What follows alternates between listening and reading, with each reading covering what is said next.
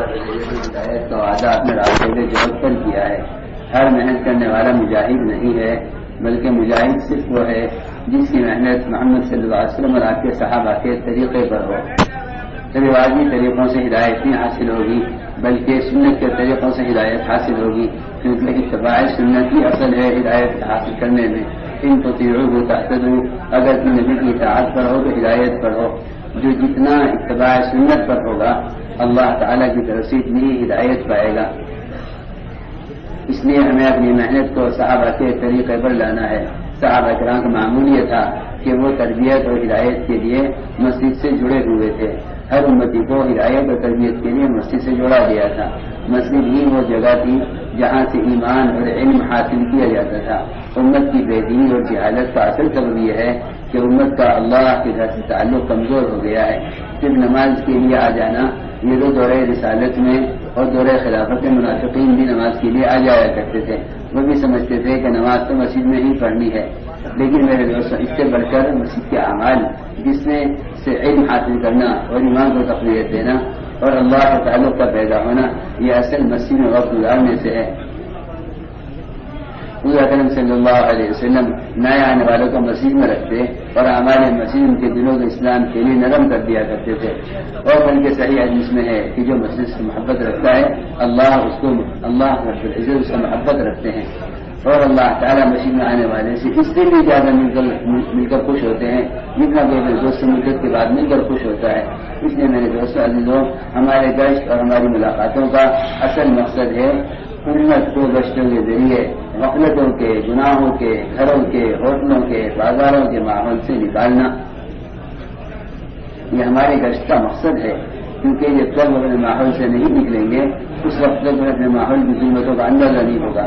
گناہ کی اور بدکاریوں کے ماحول میں رہتے رہتے گناہوں کا احساس ختم ہو جاتا ہے. گناہوں کا احساس ختم ہو جاتا ہے. جو لوگ بدبو کی جگہ پر رہتے ہیں ان کے اندر سے بدبو کا احساس ختم ہو جاتا ہے. جب وہ خوشبو کی جگہ پر آئیں گے تب انہیں اپنی بدبو کا احساس ہوگا کہ ہم کتنی بدبو میں تھے. صحابہ کرام نے شرک کو پہچانا ہے اسلام میں اور ایمان میں آنے کے بعد. اس لیے میں تاکید کرتا ہوں کہ آپ آزاد گشتوں کے ذریعے لوگوں کو مسجد کے ماحول میں آنے کے لیے آمادہ کیا کریں.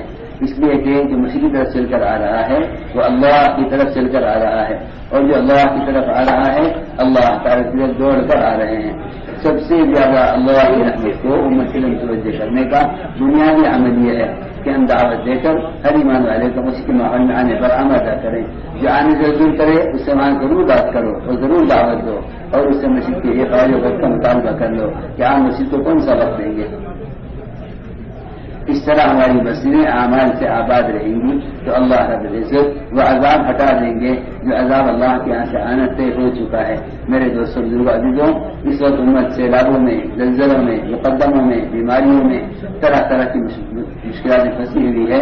صرف وجہ یہ ہے کہ ہم نے اللہ کے گھر کو برباد کر کے اور دنیا کے سارے گھروں کو آباد کیا ہوا ہے. ہر سماتے تھے ہوٹل بھی آباد، دکانیں بھی آباد، گھر بھی آباد، لیکن اللہ تعالیٰ سے ہدایت کے لینے کے لیے مسجدیں بنائی گئی ہیں وہ مسجدیں اعمال سے خالی ہیں. اس لیے دعوت دے کر ہر ایمان والے کو مسجد کے ماحول میں آنے پر آمادہ کرنا ہے. اور خود ہمیں اپنی ذات سے بھی اپنا وقت فارغ کرو مسجد کے لیے، اپنا وقت فارغ کرو مسجد کے لیے، کیونکہ ہم فرماتے تھے اگر مسلمان کا فارغ وقت مسجد میں گزر جائے تو باہر کا سارا باطل ختم ہو جائے. اس لیے کہ باہر کا باطل ہے اس لیے کہ مسلمان کا وقت مسجد سے باہر گزر رہا ہے.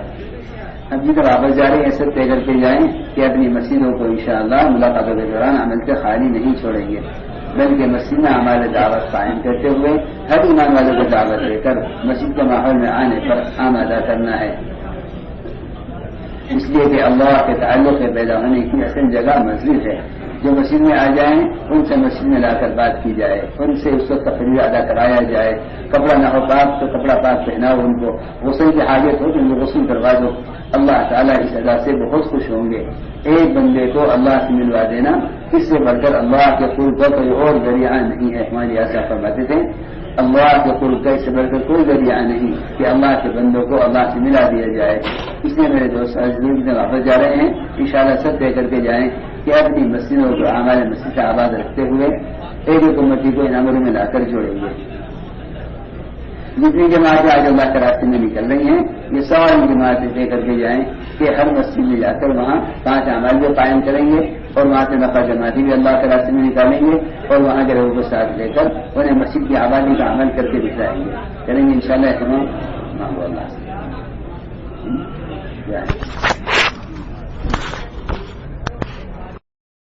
www.dawattableek.blogspot.com